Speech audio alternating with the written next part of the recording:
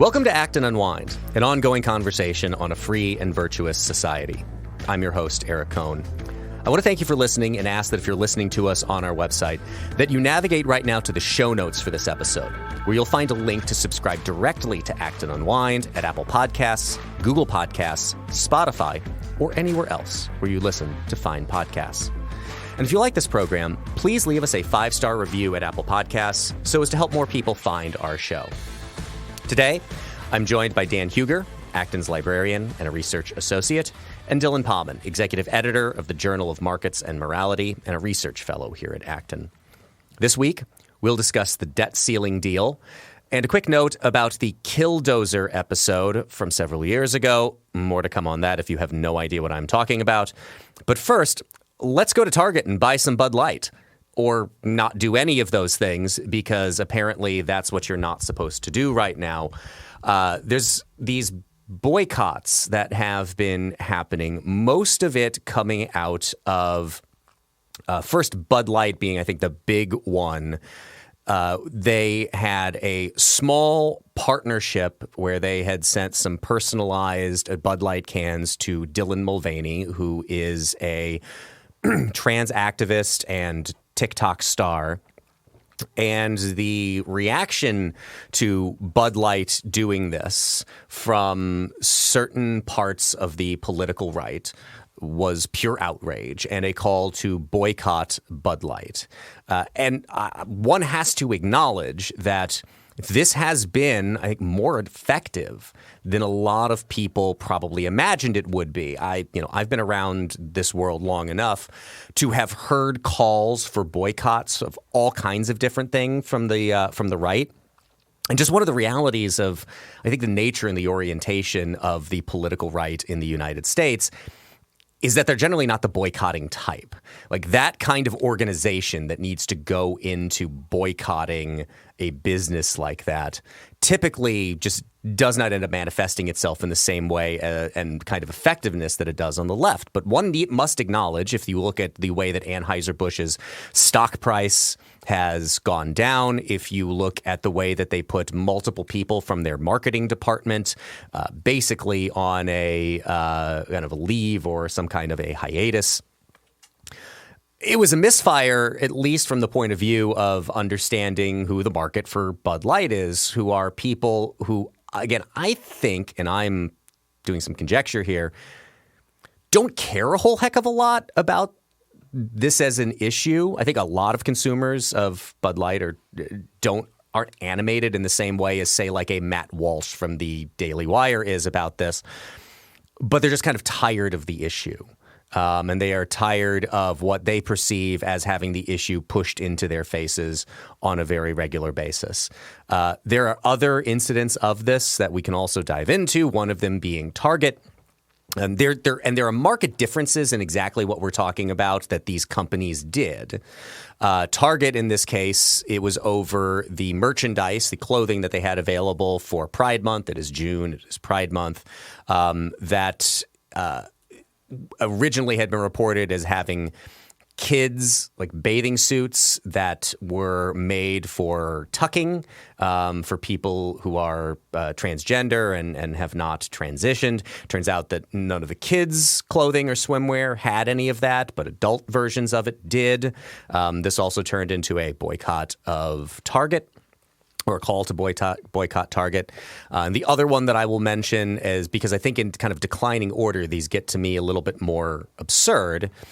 The other most recent one was somebody discovered that since 2020, Chick-fil-A, God's chicken, has had a vice president of diversity, equity, and inclusion.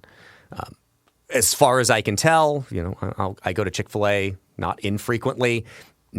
Nothing seems to be different there. They still say my pleasure when you say thank you.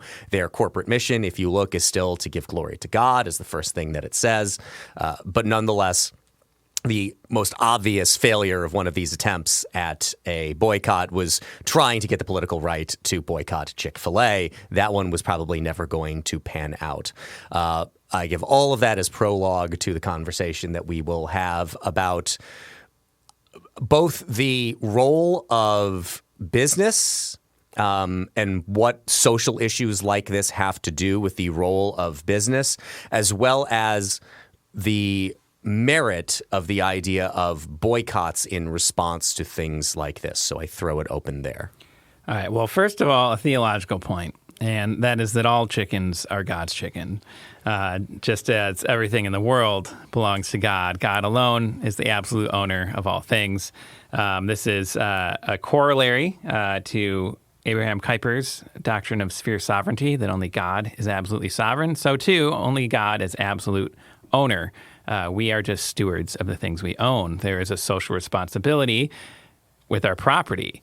I'm glad you made that point, yes. Because one need only try the spicy chicken sandwich from Popeyes to know that that is also clearly God's chicken. So it's a very, very important point.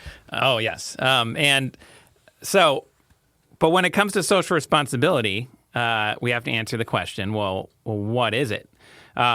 And I, as people have heard me say on this podcast in the past, I agree with Milton Friedman and his very unpopular, although rarely actually read, article, The Social Responsibility of Business is to Increase Its Profits.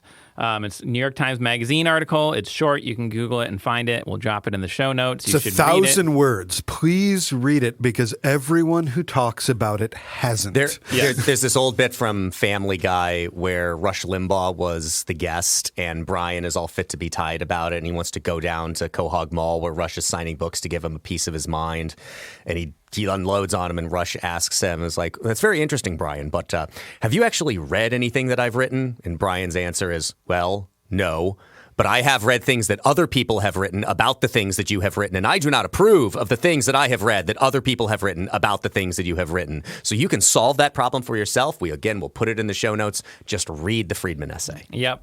And if you want like a shorter version, I did actually write about Chick-fil-A back in 2019 when it was discovered that they were changing some of their charitable donation choices, and people looked at this because they moved away from the Salvation Army and I believe a Christian athletics fund of some sort, both of which were under criticism for their hiring practices related to LGBT issues. And so people took that as a signal of Chick-fil-A, betraying their Christian values or something like that. And my take was very different. My take was the social responsibility of Chick-fil-A is to make delicious chicken sandwiches. And I'm disappointed they were giving money to anyone. That might sound strange because I just said that God owns all things and therefore our property has a social responsibility. But the point isn't that the people who work for Chick-fil-A and own Chick-fil-A and benefit from it have no social responsibility. It's that Chick-fil-A as a company is contributing something good by being a successful business. And this is what is so often missed. We have a great little book, which I highly recommend, called The Good That Business Does, in our Christian Social Thought series here at the Acton Institute. And I highly recommend that one as well to get a sense of this. It deals with Friedman a little bit and the difference between shareholder and stakeholder theories of the firm and that kind of thing. But a lot of the criticisms and a lot of the disappointment, a lot of the company missteps, they all derive from this presumption that the good a business does is something other than the business that a business does. I'm reminded, this is somewhat out of context, but it is, I think, relevant, of Calvin Coolidge. I believe it's his speech he gave on the 150th anniversary of the Declaration of Independence, where he said, the business of America is business. Some people criticize that as like an overly simplistic, here's old Silent Cal making a profound statement, which is actually a tautology. But he's right. Business is business. And in fact, if you really want a business to be a social business, you can incorporate it as a B Corp. Like there are legal frameworks if you want your business to be more than just about the bottom line. Fine. But what's good about Chick-fil-A? Well, they take good care of their employees. They are closed on Sundays. They give everyone a day off based on their values. They're Sabbatarians of some sort. And their restaurants are clean. Their chicken is high quality. You may like it or not. That's fine. So the people being upset about, Target, whatnot, I mean, Target's going to stock what they're going to stock. They stock all sorts of things that I find distasteful for a variety of reasons, just like a lot of stores. I might still shop there on any given day. I'm not sure. But so I hope people will take a step back and realize, Bud Light, I guess their social responsibility is to keep producing beer that I probably will never drink because I'm a beer snob from Grand Rapids and we have tons of great alternatives here. But I do drink some mass market beer. It just has to be named for lunch meat or have won a blue ribbon in the 19th century that they're still touting. But in the meantime, business does something good. It creates wealth if it's profitable. That is why its social responsibility is to make a profit, because everyone is better off when business is doing well. I know that sounds like a crazy paradoxical statement in the anti-business climate we live in, especially in pop culture and everything else. Unless your business is donating to X cause, whatever, it's not really a good business. But all that's really doing is mechanizing your consumption into a form of virtue signaling. If you want to be virtuous, you should practice some ascetic disciplines and work on your heart, not eat at the right place. Now, I'm not saying you shouldn't care about where you eat, where you shop, what beer you drink, that sort of thing. And this is a good lesson, I think, for those companies that consumers have values too, and those values matter. And people certainly have the right to eat where they want to eat, drink where they want to drink, shop where they want to shop. So I'm not criticizing them in the sense of saying, how dare they boycott? That's their right. Consumption is a choice, and it's an opportunity cost situation. If you're like, hey, I've been wanting to try that Popeye's chicken sandwich, and now's the time. Yeah, go for it. I hear it's great. I want to try it too. But don't pat yourself on the back saying, I'm such a good person because I didn't shop at Target or because I did eat this particular extra holy chicken sandwich. Pat yourself on the back if you are a good spouse and a good parent and a good friend and a good child. If you respect your elders, if you love your neighbor, if you are involved in your church or other religious community, those are the things that make for a person to be good. Those are virtue, right? Courage, prudence, modesty, the other one. Anyway, that you get the point. I don't need to keep lecturing. But people need to understand that there are just different sectors of social responsibility. So I don't look for Chick-fil-A to uphold the law because that's not their job. They look to the government, just like everyone else, to uphold the law. The state needs to do that well. That's its social responsibility. If I want to help the poor, I think the primary role for that are families, churches, charities, people involved in communities that actually know people that have those contacts. That is their raison d'etre. They're called nonprofits for a reason. They survive on donations. They are not driven by the profit motive, just as in essence of what they are, because they have a higher mission. That doesn't mean that they are somehow better than the business world. The business world is just its own sector of social responsibility and has its own logic to it. And I really hope if listeners would take one thing away, and especially if business executives would take one thing away from this, it is that there is absolutely nothing wrong with just being a good business that takes good care of its employees and provides a good product. You don't need to do anything else. You don't need to follow along with the latest Hallmark calendar trend and have a special flashy marketing campaign. Just have a good product and people will buy it.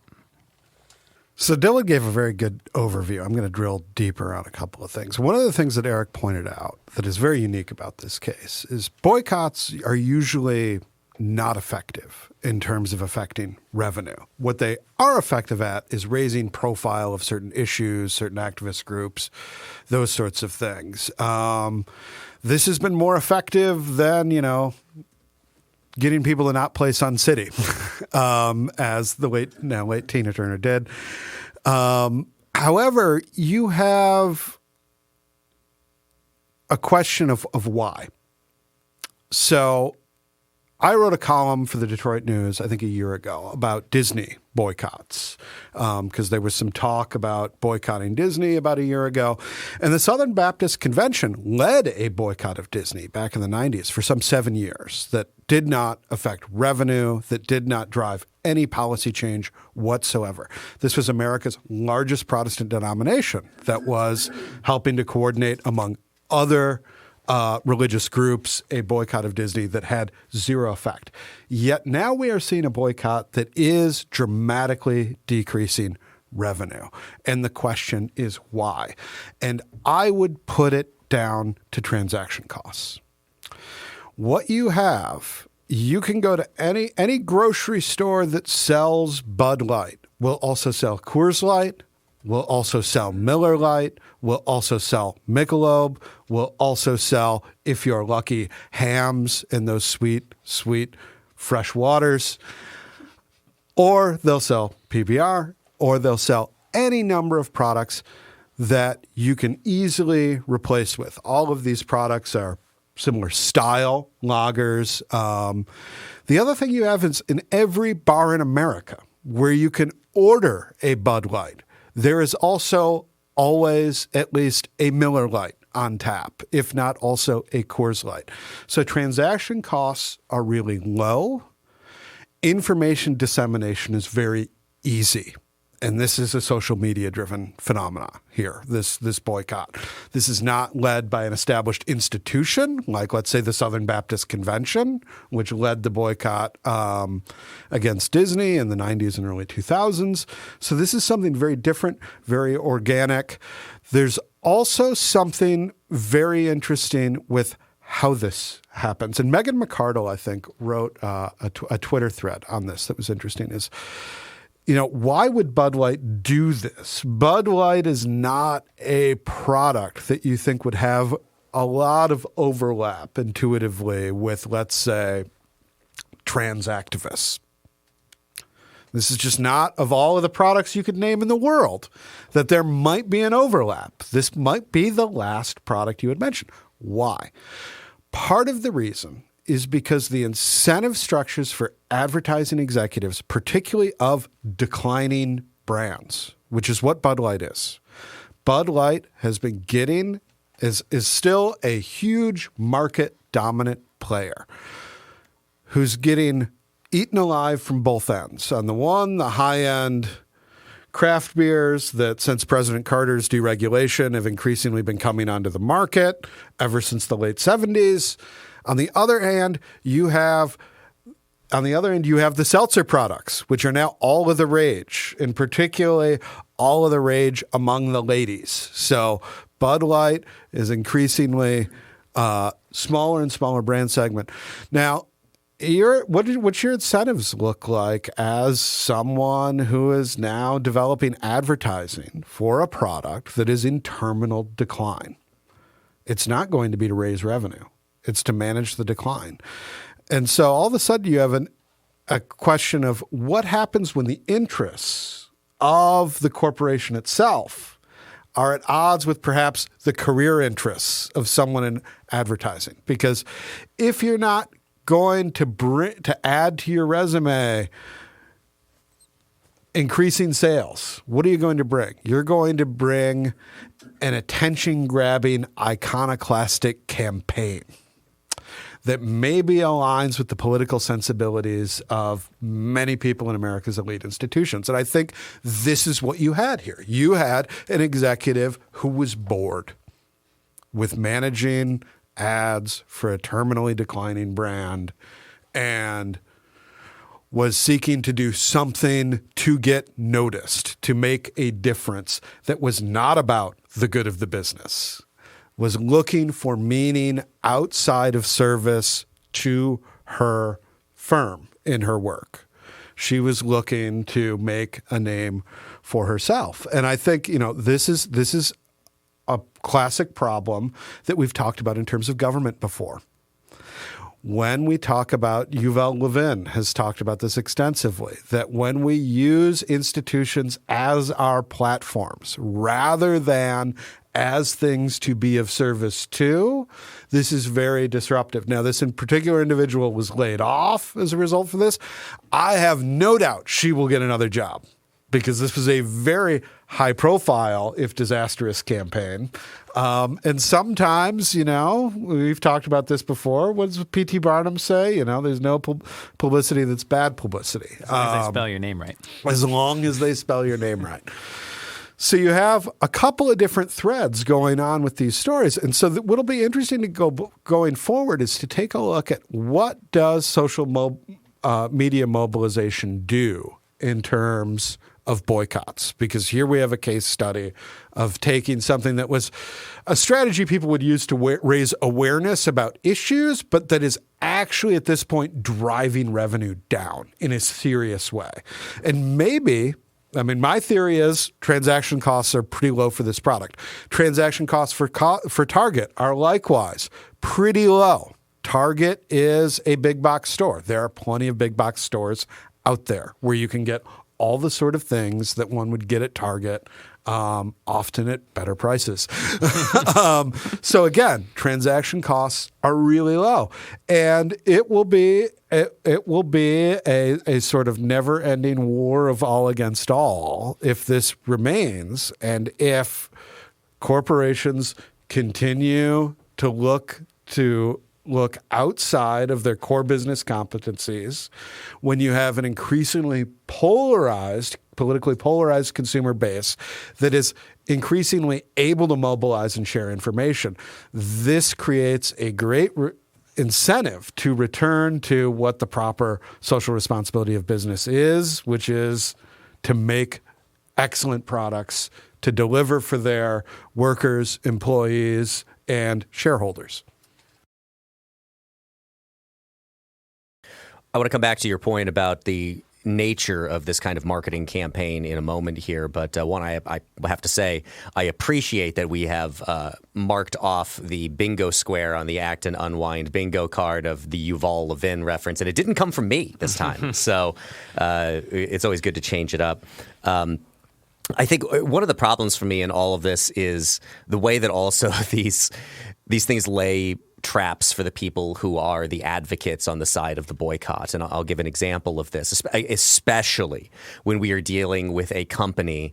Bud Light is a product of Anheuser-Busch. I grew up across the river from St. Louis. This is an enormous corporation. And I'll give you an example of just how you can get into a kind of silliness about this without even intending to. A guy named John Cass, who was a columnist at the Chicago Tribune, he's an independent opinion writer now, posted a tweet maybe about a week ago of a picture of himself with the caption, "I don't always drink beer, but when I do, it's never Bud Light, ever." And he's holding a bottle of Stella Artois. That is also an Anheuser-Busch product. Now, I am not an executive at Anheuser-Busch. I have no role with Anheuser-Busch. I am going to go ahead and assume that it doesn't make a whole lot of difference to Anheuser-Busch if the people who are saying that they are going to boycott Bud Light are replacing it with another Anheuser-Busch product, especially considering Stella Artois is a more expensive product than Bud Light is. It's a better product than Bud Light is. Not by a whole lot, but it is. So I'm going to go ahead and guess that they don't care all that much that substitution is being made. And I think it gets to another point about boycott lifestyle that I have never understood. At one point in time, this was either proposed or maybe it actually did exist. There was an app that would allow you to go to the store and you could scan the barcode of any item that you were considering buying, and you could see the political contributions that were being made by the company or perhaps even the executives behind the company. Because again, going back to Chick-fil-A, it's important to point out there were no contributions from Chick-fil-A, the corporation, to any kind of campaign that opposed gay marriage or anything like that. The executives, different story. But the corporation itself did not make those contributions. So this app would allow you to know what kind of contributions were being made by the corporation and or by the executives before you made the purchase. And I remember just thinking at the time of reading about this, what an absolutely awful way to live your life. I remember I'm going to pick on the Chicago Tribune again here, another columnist at the Tribune, former columnist there named Eric Zorn, had this piece about how despite, growing up rooting for the Chicago Cubs, he was going to start rooting for the Chicago White Sox. And the reason is the Ricketts family owns the Chicago Cubs. One of the Ricketts is a current senator from Nebraska, the former governor of that state. They gave a lot of money to Donald Trump and to a bunch of other Republicans. That is the political affiliation of that family. I just can't quite grok what compels you to stop rooting for a sports team that you have cheered for your entire life because you don't like the politics of the people who own it. Especially considering ownership is probably going to change at some point in time. And switching to the White Sox is a really weird choice because Jerry Reinsdorf gives a whole lot of money to Republicans as well. So it's it's like the Bud Light Stella thing again, where it's like you're still supporting the same thing, just in a different way. To your point that you brought up about the orientation of this marketing campaign, Abe Greenwald, a commentary, had a great piece that we'll put in the show notes called The Rise and Fall of the Spokes Troll, which I think speaks to what you were talking about, Dan, with the orientation of this campaign. The goal was primarily to make people mad. There was a certain demographic that the politics of the ad executive, the marketing executive, and the people who helped come up with this idea, which again, I think people should keep this in mind at least. We are talking about a very limited influencer-based campaign where they sent personalized Bud Light cans to Dylan Mulvaney. This was not some enormous multi-million-dollar national advertising campaign. This was a very niche thing that people decided to be very angry about. And there could be some very good reasons for being angry about it. I'm not quite on board with all of it, but I at least understand partly where that is coming from. But Abe makes the point about the idea here being that they're hiring, and other companies have done this too, spokes trolls, people whose purpose in advocating that product is to make a certain constituency out there mad. We have come an incredibly long way from Michael Jordan saying something like, Republicans buy sneakers too, which is the right attitude to have. I am going to get declarative here, and I'm going to say that, yes, the better attitude to have on all of this is the one that Michael Jordan espoused about his shoes from Nike. And the reason that he didn't get involved in politics because they wanted him to endorse a Democratic candidate for Senate in North Carolina, and he refused to for that reason, that Republicans buy sneakers too. That is the right orientation to have about business and the products you're selling, is that anybody can buy them. Anybody who's interested in can buy them. And your politics should not be the thing that indicates to you, that decides for you that you are or not going to buy something. I want to bring up one other point here about one of these other incidents that I did not bring up before, because I think this one is another one that connects to an issue we've talked about previously. And I do find to be a little bit more galling than some of these other examples. Again, we mentioned that it is Pride Month on June 16th at Dodger Stadium. The Los Angeles Dodgers will have LGBTQ plus Pride Night. And one of the participants in this is a group of gay ex-Catholics who call themselves the Sisters of Perpetual Indulgence. And what they do is they dress up in pseudo-nun garb and act in a very particularly provocative, arguably profane way to draw attention. The argument has been that they do some good work, especially for people who have been alienated from the Catholic Church. I will take that on its face that they absolutely do that. But what people had a problem with is the mocking of people of faith, particularly the Catholic faith, that these people do. And I think that's a very fair criticism and almost inarguable that that is what they are doing. And for the Dodgers to feature that was a very bizarre choice. So, again, I'm reminded of this line from Bill Buckley in this argument about the war on drugs, particularly with regard to the government. that it lays these traps for itself, in that it subsidizes, say, tobacco farming and then inveighs against the use of tobacco. You find yourself on both sides of the issue. The Dodgers first backed away and disinvited them, the Sisters of Perpetual Indulgence, and because they got a lot of pressure from people who said that this isn't right, this is offensive, and you shouldn't do it. And then they started getting pressure from the other side that says you can't back away from these people. They need to be a part of it. So the Dodgers backed away from their backing away and returned to their original position, where the Sisters of Perpetual Indulgence will be a participant on June 16th at Pride Night at Dodger Stadium. And this, to me, draws back to the conversation we had about Ivan Provorov and the Philadelphia Flyers and their Pride Jersey night and Pride Night, which is, as you know, Dylan, you pointed out about Chick-fil-A, and as you said at the time about the Philadelphia Flyers, the obligation, the mission of the Philadelphia Flyers is to play good hockey. Now, they're failing at that mission as well. They are one of the worst teams in the National Hockey League, but that's what they should be striving for.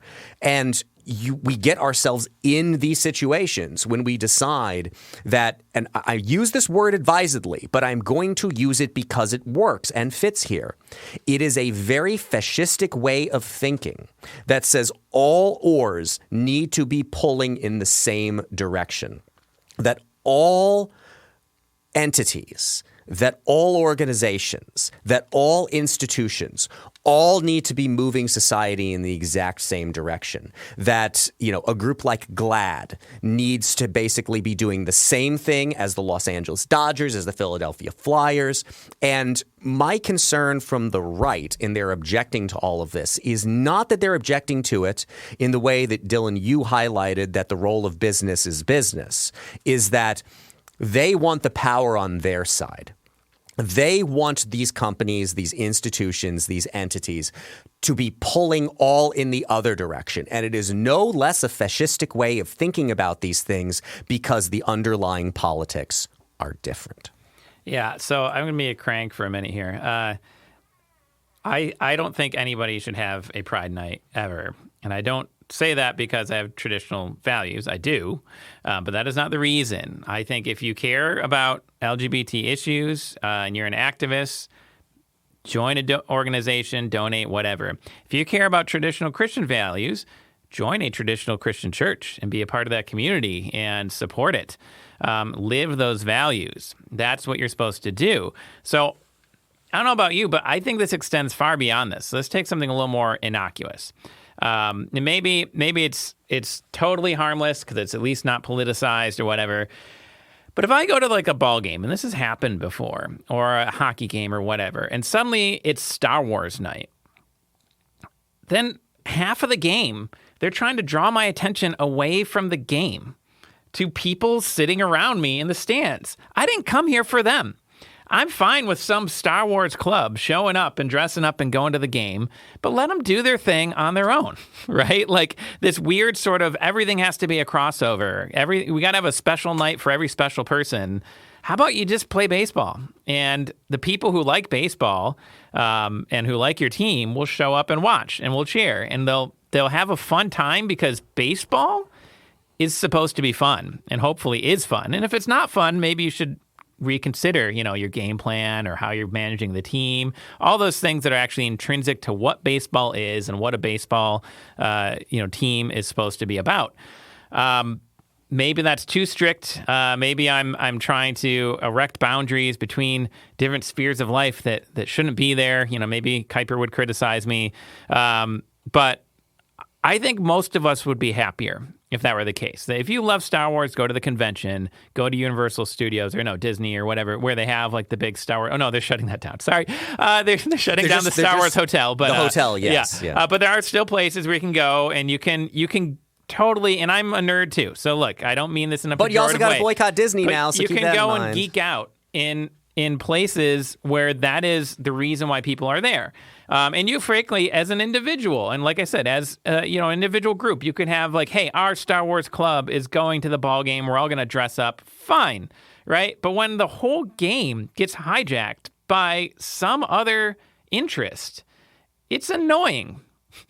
And that's where I guess I'm a crank. I don't have a good theological thing, although other than what I already said in terms of moral sort of critique in terms of Friedman, but it's just kind of annoying. You show up for a ball game and everybody's like, "Hey, look over here at Chewbacca." Yeah, sure, fine, great, Chewbacca. I like him too, big dog man, whatever. But he's not why I came. I came to watch people try to hit a ball, and 9 people run around a field, and so on and so forth. And I just wish everything could be about what it is. That's my cranky opinion. I think everybody would be quite happier if that were the case, including the activists. So just to underscore that point, you really care about a cause, right wing, left wing, Christian, non-Christian, be a part of an organization that's actually seeking to further that cause rather than just these kind of awareness campaigns, these virtue signaling, these hijacking other events that no one is really going there for that. So there we go. Soapbox done. I'll stop being a crank, but maybe I won't, but I'll try. There's a very easy way to think through this. The first is that it is improprietous, let alone any other considerations, to denigrate someone's religion and to make it an object of fun. It just shouldn't be done. Also, you shouldn't hire people who do that to entertain others. You just shouldn't. That's very simple. There's another simple fact, that there's a whole logic to exchange. And the logic of exchange is that I don't give you something unless I think what you're giving me back is worth more to me than it is. Otherwise, I'd just keep my money. There is, at the core of a lot of this thinking, a fundamental misunderstanding of that. That what we are engaged in when we engage in economic action is a zero-sum game, that it is akin to politics, that if I don't withhold my money from Bud Light, Bud Light's going to get all the money, and they're going to win. And that is just not how the economy works. The reason you enter into these relationships of exchange, the reason you buy Dodgers tickets is because you are more entertained by the Dodgers than you are by that money in your checking account. Now, something like this could change the margin on that. Maybe I enjoyed the Dodgers previously enough to go to one game. And because of this, that marginally changes in such a way that it doesn't make sense to go any games. That is something that people are the best judges of. But be aware that that is something that is an individual decision about your particular margins here. What the reality of the world is that you are responsible for the choices that you make at the end of the day, and that you are not responsible for other people. And if you get value and if your life is enriched by getting services from some corporation that does something vaguely along some aspect of the supply chain that is morally repugnant to you, you are already walking away having gotten the better of them, have gotten more for your money than what you gave to them. And any account of this needs to think through that economic reality, and I'm not seeing any of that now. I'm seeing this as reduction to a zero-sum sort of culture war sensibility and a politicization of the economy. Yeah, I mean, war is fundamentally zero-sum. One side wins, another side loses. And there is a whole half of our social life, which is positive sum. And a big, big part of that is business. It is where, at least materially speaking, where wealth is created. And that's not to say the zero-sum stuff is bad. We need law, we need family, all these sorts of other things. But we also need business. Even in the ancient world, before they had, our modern understanding of economics, they still had trade. They still had exchange. You could go to the agora and you could buy things. They could have done better back then, but it's just an essential part of human life. As Adam Smith put it, there's a natural inclination to truck, barter, and exchange. And failing to realize that, we end up doing a really grave injustice to a pretty essential aspect of our own humanity. And yeah, I agree as well. The point about propriety reminded me a bit of Adam Smith, his other work, Theory of Moral Sentiments, that there is, in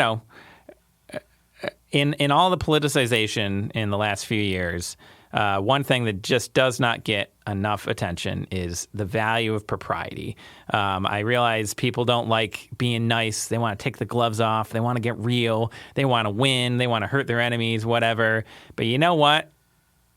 Just being decent, being respectful, respectfully disagreeing with people, stating your difference of opinion, but walking away, not hating each other, that's an achievement. Might even be a little bit virtuous nowadays, although that's not so much a compliment to anyone who pulls it off, but a condemnation of where our culture has gotten.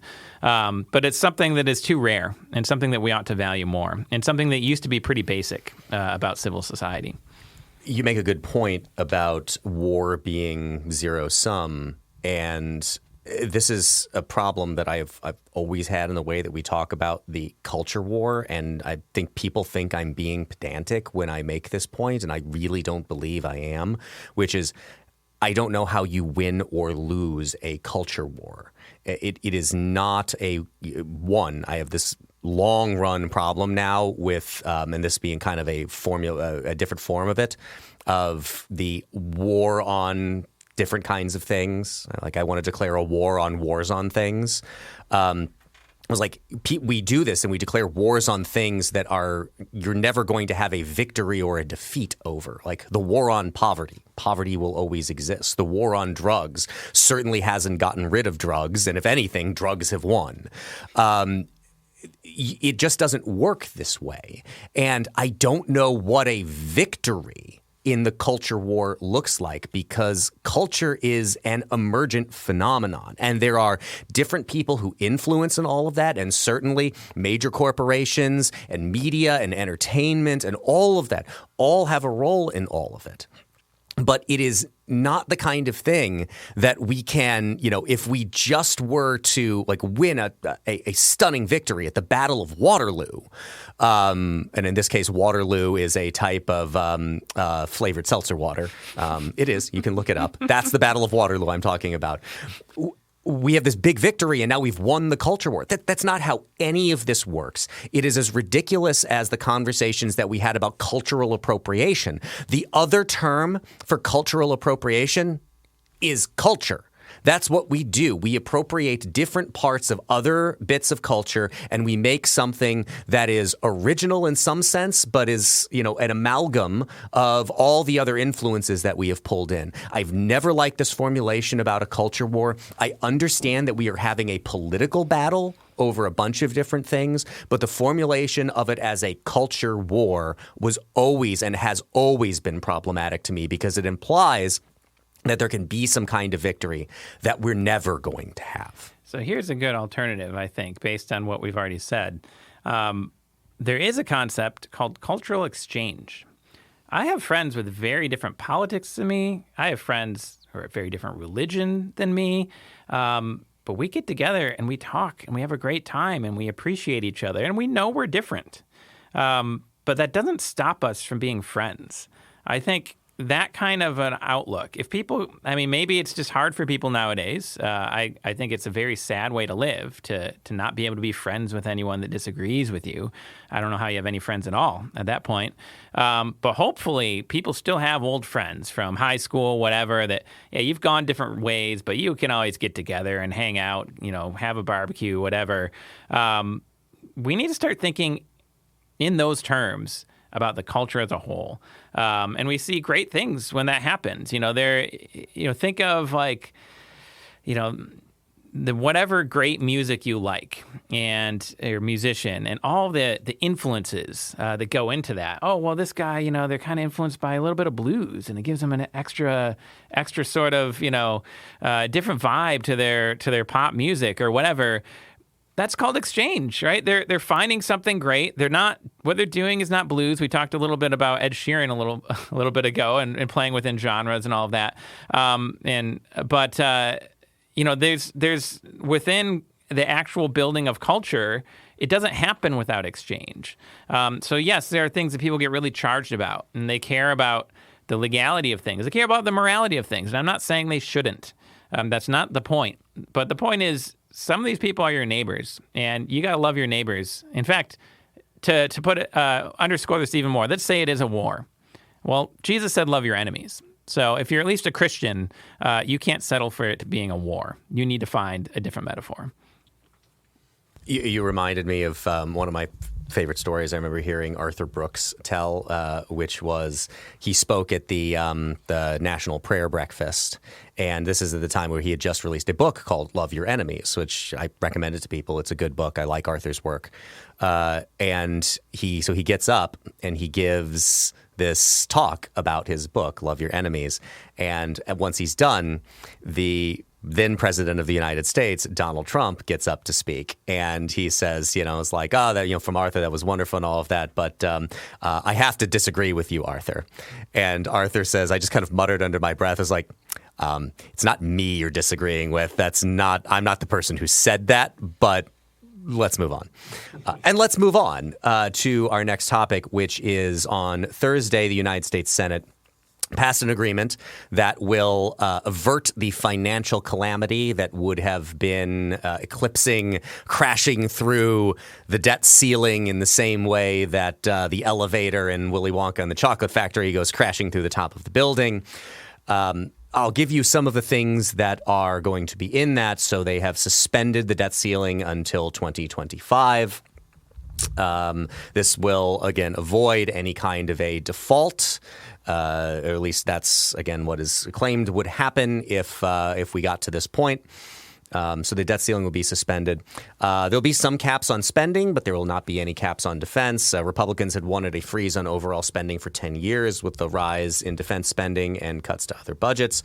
The agreement keeps non-defense spending flat next year with a 1% rise in 2025. The implications of this belt tightening as of yet is unclear. Defense spending would increase to $886 billion, which amounts to a 3% rise on the year. There are no caps after 2025. This will also return some unspent COVID funds, which strikes me as a pretty good thing.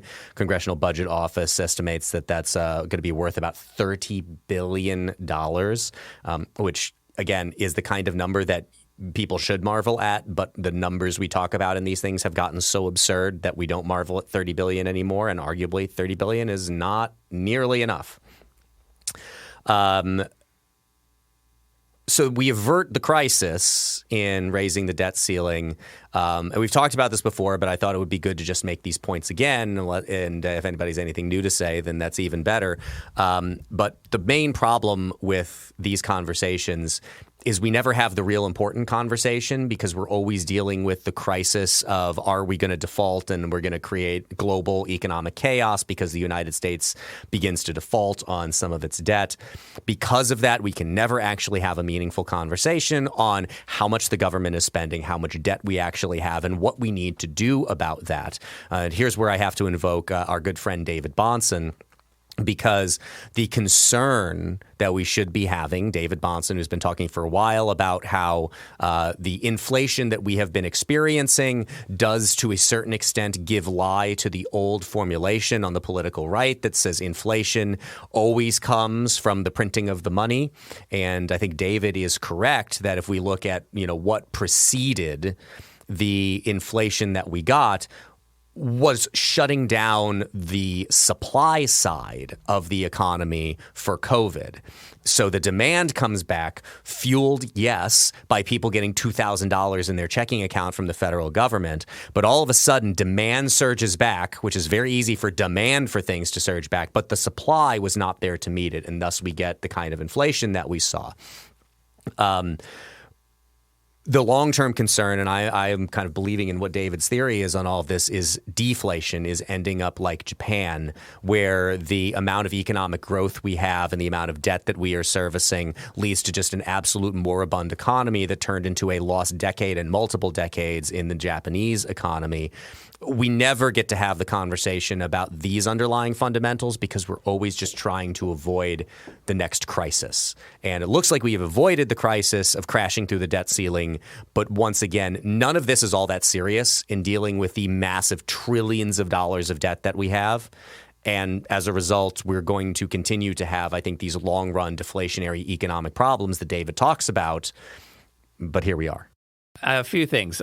First of all, I know there's a lot of people upset about this deal to raise the debt ceiling and to prevent this crisis. And usually there's a few different camps, but there's people who are upset that the thing they like might be cut or take some cuts. There's other people who are upset that there weren't more cuts. Tends to be, economic left, economic right, but that really doesn't actually, in the United States, entirely come out to Republican or Democrat or whatever. It just depends on people's sensitivities in terms of their understanding of economics and their preferences there. But I kind of think everybody should be happy about this. Not because it's great, because in fact, fundamentally, it kind of can't be great, but it's a compromise, and it's a compromise that will lead to real deficit reduction. That's a very hard thing to do in the United States of America. It's unfortunate that that's a very hard thing to do, but it is. If you are concerned about your favorite program being cut or reduced, there are some great programs out there. There are some bad ones.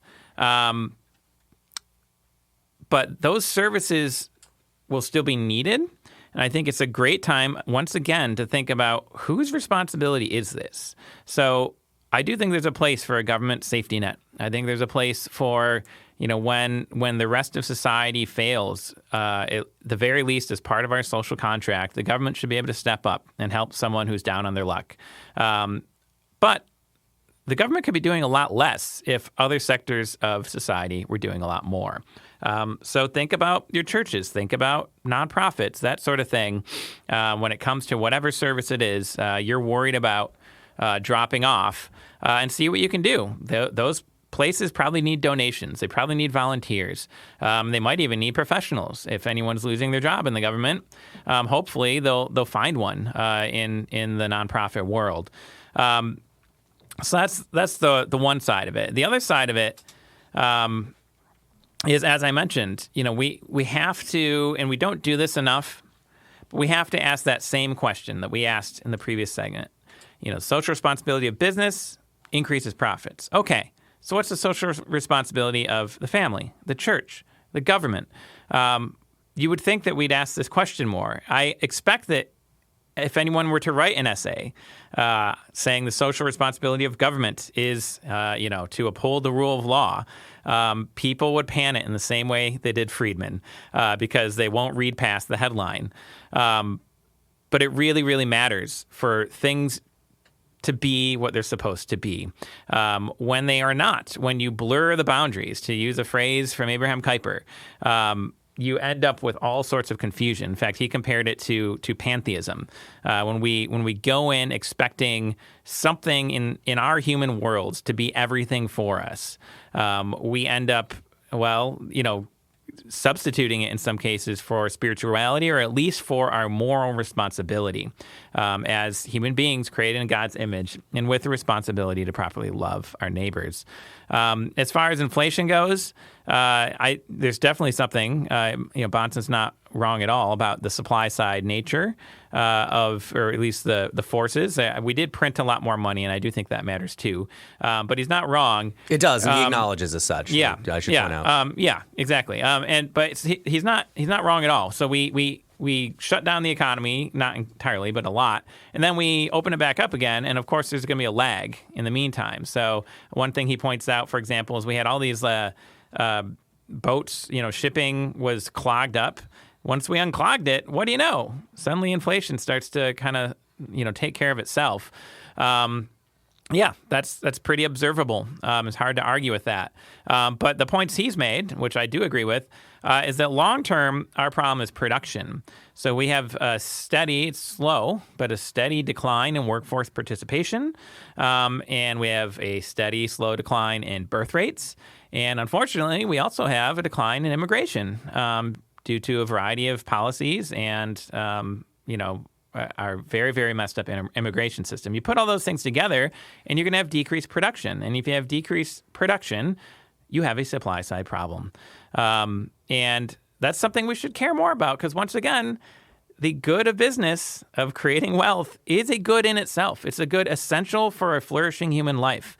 And we should not just be okay with taking more and more people out of the workforce without adding other people to take their place. And I know take their place is maybe the wrong phrase because people get worked up about it. That's not what I mean.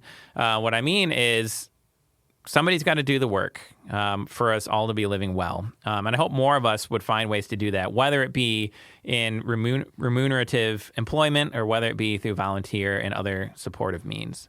So David is right. And the answer to this problem thus cannot be won or lost in these budget negotiations year in, year out. What you need is sustained, robust economic growth. And you need to get over the very severe problems we have in the markets for education, healthcare, real estate, and energy. And there was some talk in this debt ceiling deal about doing some permitting reform as part of that. Those are the conversations that need to happen. We have had 20 years of less than stellar growth. We're not Japan. We are still experiencing economic growth. The American economy is in many ways still the most vital economy in the world, at least in the developed world. When you look at comparisons with Europe, when you look at comparisons with Japan, increasingly with South Korea, America is looking in a still better position. However, we are going to need more economic liberalization and more innovation to get through these problems. As a compromise, debt ceiling deals, okay, but this is going to be a continuing sort of crisis, low-level crisis, until you get a fundamental commitment to pro-growth economic policies, or you get a fundamental commitment to a much smaller state. And I think it's going to be easier to sell those pro-growth policies in our current political environment than it is going to be to sell minimizing the state. One final topic that may just be a mild rant from me, so apologies for that in advance. But this is something that comes up every year on June 4th. And in a manner of speaking, I wish I was just talking about the anniversary of the Tiananmen Square massacre, which I was in Washington, D.C. for a candlelight vigil on Friday night to commemorate that, and heard from a lot of incredible activists all doing great work, bringing attention to the misdeeds of the Chinese Communist Party. But there's another anniversary on June 4th, which is this incident that happened in 2004 in Granby, Colorado, perpetrated by a man named Marvin Heemeyer. And if you've heard of this, you may know it as the Killdozer incident. And I will give you the brief summary and just say that I share all of this because this aggravates me every year, because I have a lot of friends in the libertarian community, and they once a year, some of them will share this as supposedly some kind of an instructional or inspirational story. And I just want to put it to rest from my perspective that it is neither of those things. Marvin Heemeyer feuded with the Granby town officials, particularly over fines for violating city health ordinances after he purchased property with no sewage system. Over 18 months, Heemeyer had secretly armored a bulldozer with layers of steel and concrete on June 4, 2004. He used the bulldozer to demolish Granby Town Hall, the house of a former mayor, and several other buildings. He took his own life after the bulldozer got stuck in the basement of a hardware store that he was destroying. If you want to know the full backstory of all of this, there's a really great documentary that came out in 2019 called Tread. I will put a link to that in the show notes so that you can check that out. But I'm not even, in a way, I'm just going to borrow here from my friend Sean Malone, who works at Return on Ideas, a really great company, used to be a Foundation for Economic Education. I'm just going to share what he posted because he and I are of like mind on this. Observation. Every year, a bunch of edgelords share the Marvin Heemeyer story as some kind of libertarian hero. Quote, sometimes reasonable men must do unreasonable things, they will quote, while sharing Killdozer memes. None of these people know a darn thing about the actual story, who Heemeyer really was, or what he did. They imagine him to be a clever, competent guy who was brought to extreme but deliberately non-lethal measures by a corrupt local government that was making absurd demands of him. The reality is basically the opposite. He wasn't that clever or good of a fabricator. He actively tried to kill a bunch of people who were largely only saved because he was so generally incompetent, and the local government was actually fairly normal. But over the last several years, I found that if you try to point out that he was actually a lunatic whose grievances were paranoid delusions, and they talk about this in the documentary, he left all these audio tapes explaining what his grievances are, and when they tried to corroborate them later, they found that basically none of them actually lined up. Really, what the city was asking was for him to pay. Again, as I mentioned in the intro of all of this, there wasn't sewer lines on the property that he had purchased and built something on, and he was facing fines and the cost of building sewer and water lines there. It's a totally reasonable thing to expect from somebody. But if you try to point out that he was actually a lunatic whose grievances were paranoid delusions, these people's response is to get mad, call you a statist, and or laugh react. Again, we should not make heroes out of people who are not heroes, and Marvin Heemeyer was not a hero. It is not heroic in any way to demolish a whole bunch of public and private property because you are mad about something. And that really, even in the best telling of the pro-Marvin Heemeyer side of things, he was mad about something. So he decided to fit a bulldozer as a tank and destroy part of a town. This is not the kind of thing that should be celebrated. It is the kind of thing that should be condemned. So hopefully, for those of you out there who are listening to this, you are not so online that you see this kind of thing pop up. But if you're listening to a program like this, perhaps you know some people who are familiar with this story who might try to tell you about it. I just want you to know the truth and the background. This is not a person to be celebrated. These are not the kind of actions that should be celebrated. Destruction is not the kind of thing that should be celebrated in any way.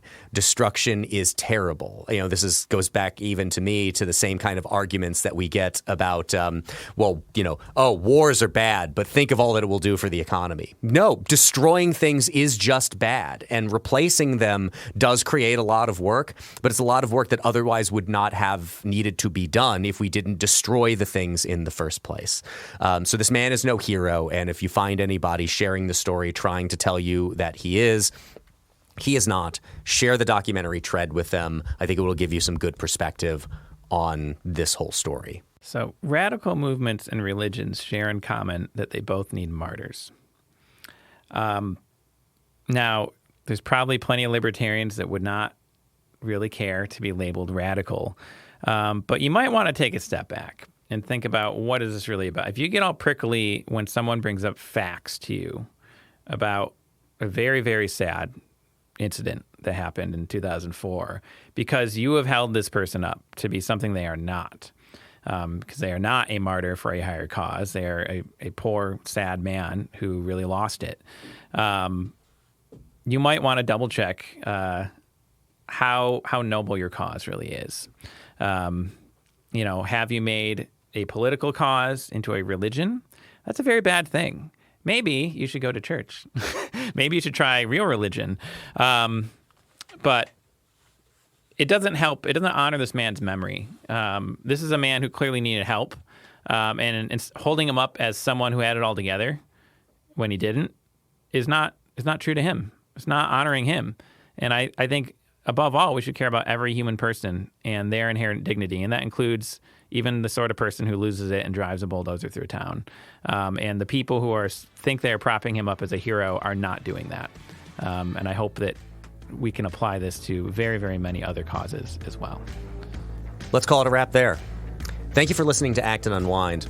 If you're listening to this podcast on our website, please look right now in the show notes where you'll find a link that you can use to subscribe directly to Act and Unwind, or you can just search Act and Unwind on your favorite podcast app. Also, please rate and review us on Apple Podcasts, 5-star reviews only, so that more people can find this program. Thanks to Dan, thanks to Dylan. For the Acton Institute, I'm Eric Cohn. We'll see you next week.